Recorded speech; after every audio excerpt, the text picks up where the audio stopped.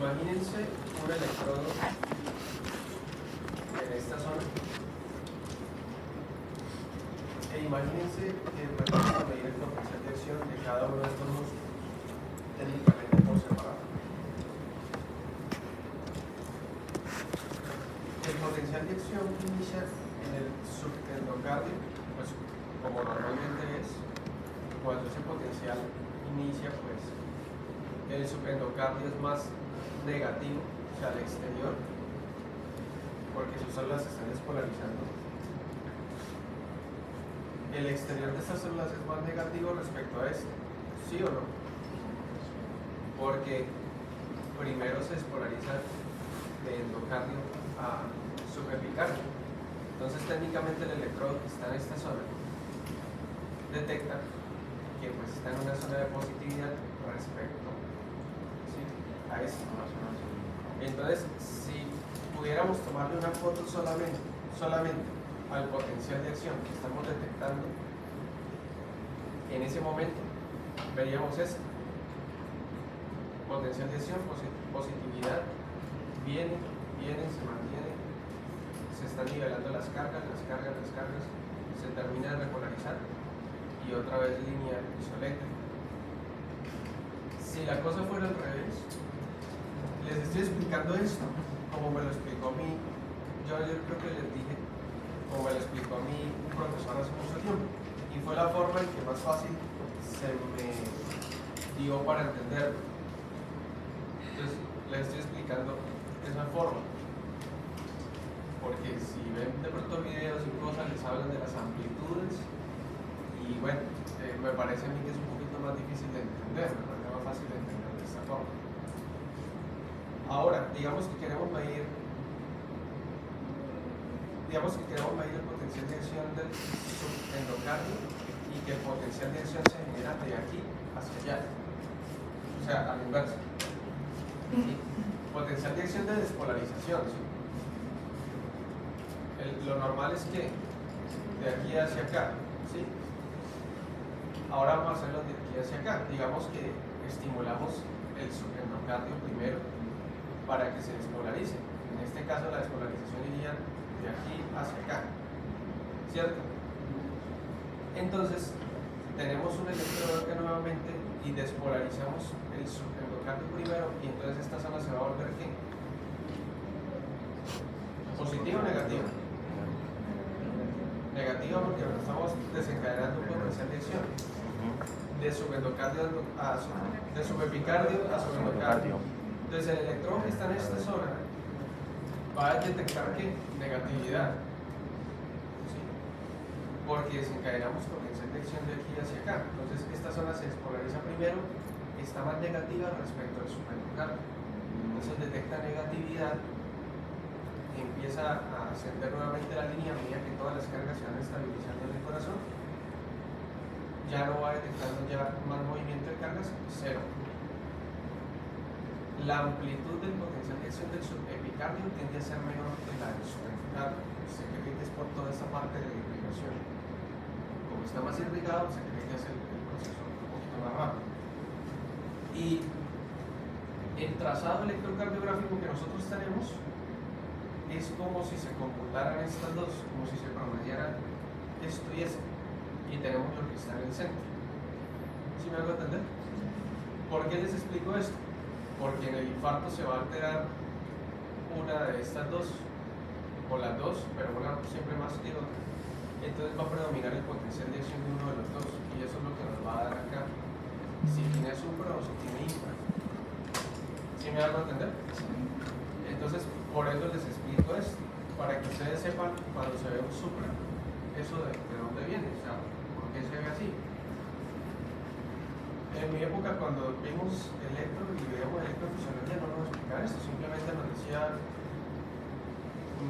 supra del ST, conclusión completa, e infra, conclusión incompleta. Profe, ¿por qué? ¿A usted no le interesa? Entonces simplemente apréndase, supra, completo, infra, incompleto, y de memoria que uno se lo aprendiera y ya, pero no le decían a uno de dónde venían las cosas. Fue mucho más adelante cuando estaba en clínicas, un docente me explicó esta forma de entender.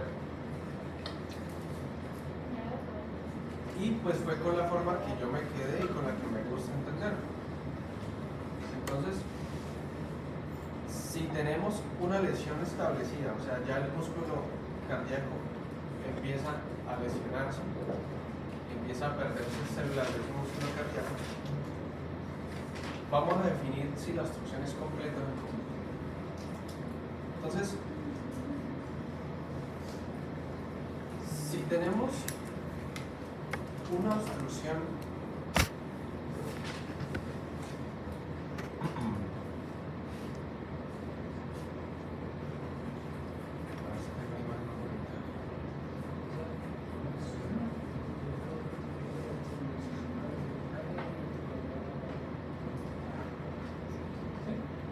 sí, la suma de estos dos es el ¿cómo?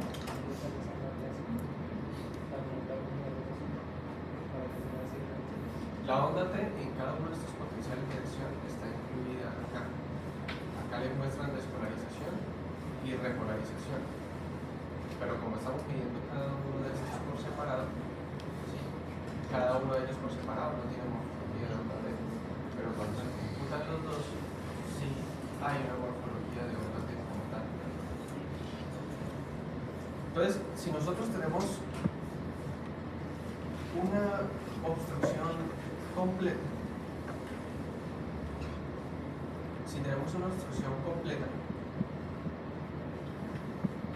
pues resulta que yo les contaba ayer la indicación del corazón que iba de afuera hacia adentro, ¿sí?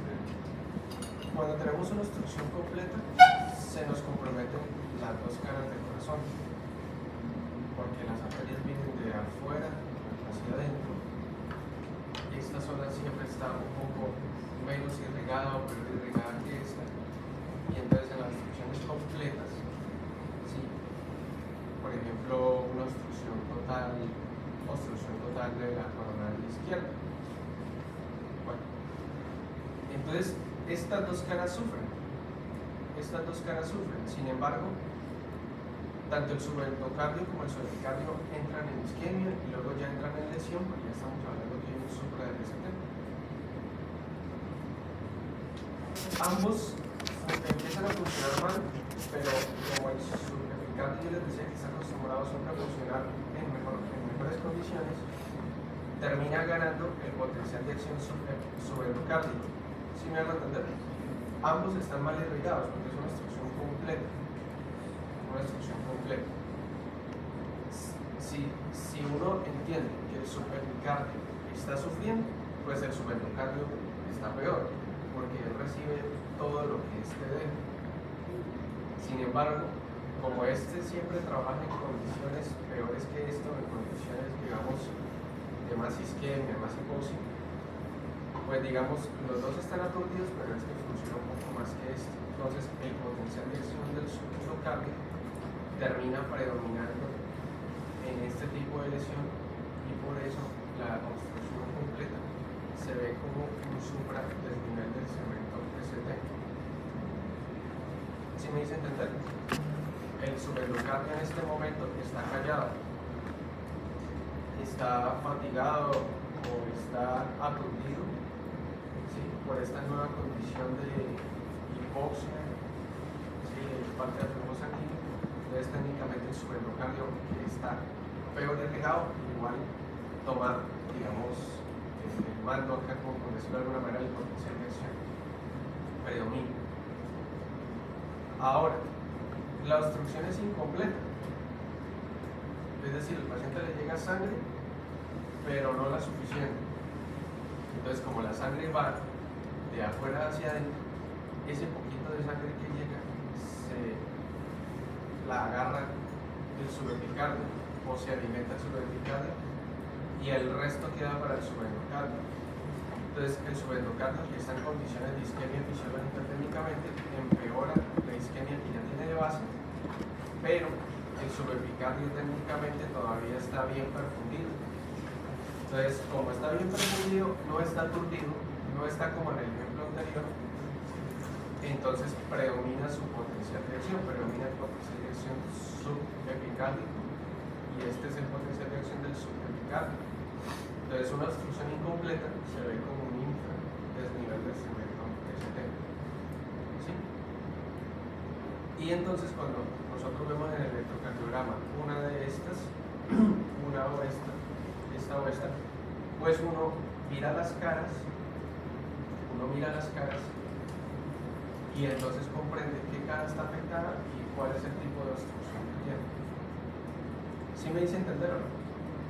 Sí. Entonces tienen que relacionar.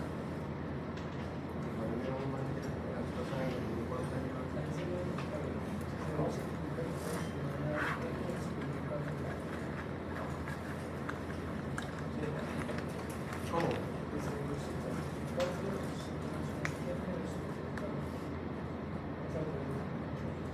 Si se ve que los dos. Cuando se ve, claro, cuando se ve el potencial de acción subepicárdico, sí, el subendocardio está sufriendo. Los dos están sufriendo, pero más el subepicardio que el subendocardio.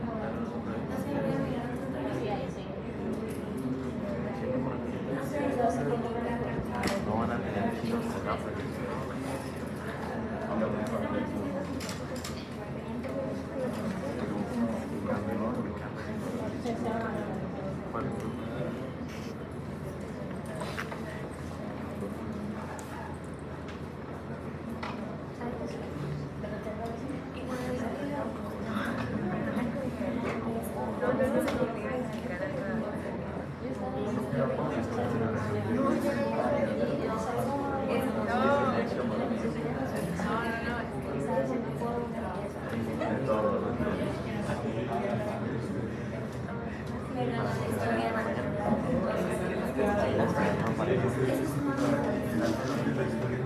Ahí le envié la imagen. Ahí les envié la imagen. Sí, pero no puedes hablar por Bueno. Entonces entendieron la diferencia entre lesión y la isquemia. Entonces, nada, se supone que cuando se llame un supramunicipal, en ese paciente se entiende que todavía tiene tiempo para actuar. O sea, todavía tiene tiempo para actuar porque no se ha establecido una necrosis completa. Puede salvar algo de músculo cardíaco, pero ya tiene menos tiempo. Obviamente, el infarto con supra es mucho más grave que el infarto con infra, pero los dos tienen alta potencialidad de causar daño y muerte y arritmias. Y sobre todo, pues llevar al paciente, si sobrevive, pues más adelante una insuficiencia cardíaca, porque pues el paciente pierde músculo cardíaco y ese músculo que ustedes sabrán que ese músculo no se repone. Entonces el paciente, pues en unos 10, 15 años, llega a una insuficiencia cardíaca, ¿no? Correrle a este paciente, acá a este nivel, si uno ya toma troponina sensible, ya puede encontrar elevación de las troponinas, porque como ya hay lesión establecida, ya las células empiezan a romperse, eso es la miocarditis, y uno empieza ya a detectar troponinas. Si son troponinas sensibles, ya antes de una hora ya empiezan a ponerse positivas. Si no son tan sensibles, ya una hora larguita, 2 horas, empiezan a pasar. Esto, muchachos, pasa en la asistencia. Sí. Primera pregunta. Señor. Según la imagen, pues un infarto en la cara inferior es como más mortal o todo igual. Sí, los infartos de cara inferior comprometen territorios bastante grandes de músculo y suelen cruzar con mucha inestabilidad hemodinámica. El infarto de cara inferior sobre todo alcanza a agarrar gran parte de lo que es el ventrículo derecho. Gran parte de lo que es el ventrículo derecho. Inestabiliza mucho. ¿Cuál es el más frecuente, profe? Los infartos de cara inferior. Infarto de cara inferior y también infartos, todo lo que es la parte de la descendente anterior.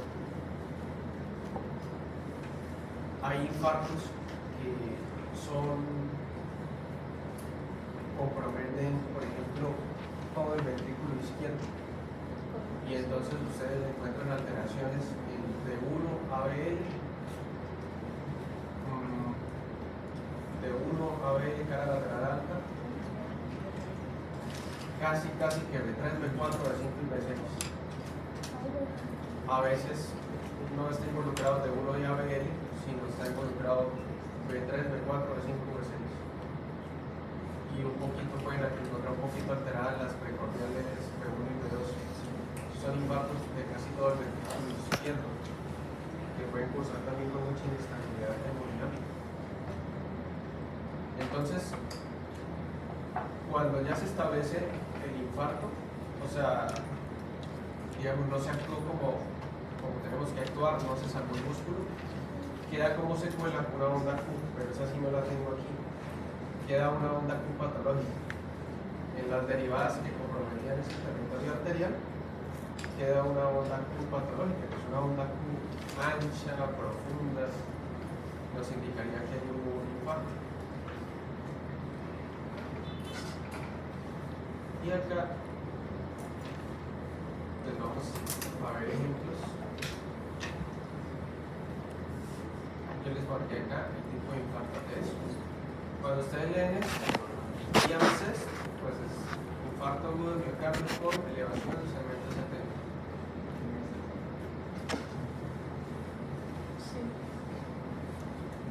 Acá pues efectivamente es un infarto de cara inferior, creo que ya lo estamos analizando.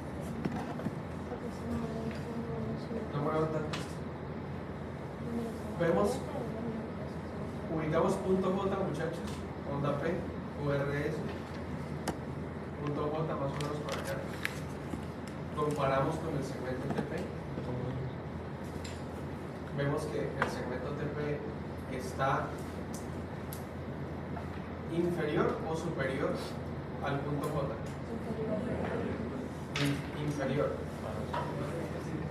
No, el segmento ST no. De hecho, el segmento ST está acá. Mira el segmento ST. El segmento TP.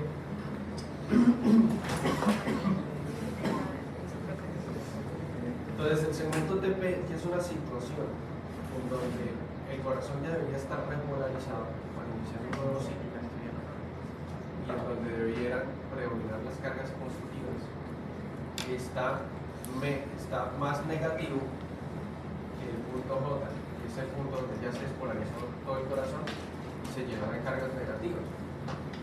Quiere decir que como esto es más negativo, acá hay un problema de la repolarización.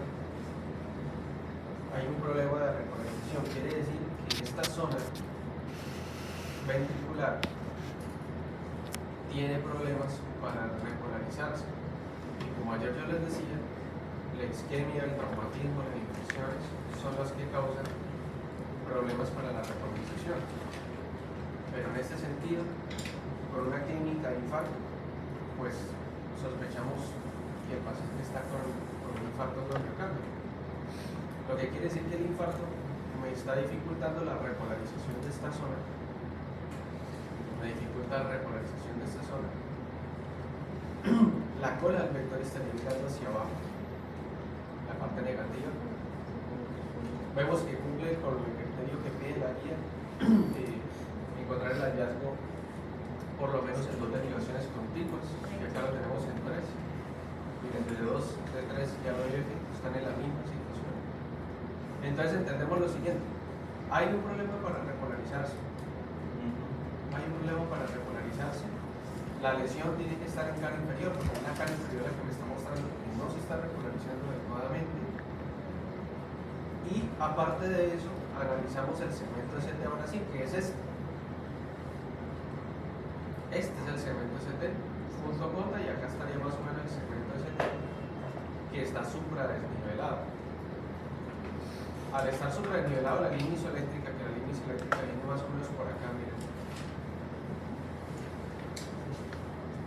Al estar supradesnivelado la línea isoeléctrica, entonces entendemos lo que les comenté hace rato, que hay una obstrucción completa,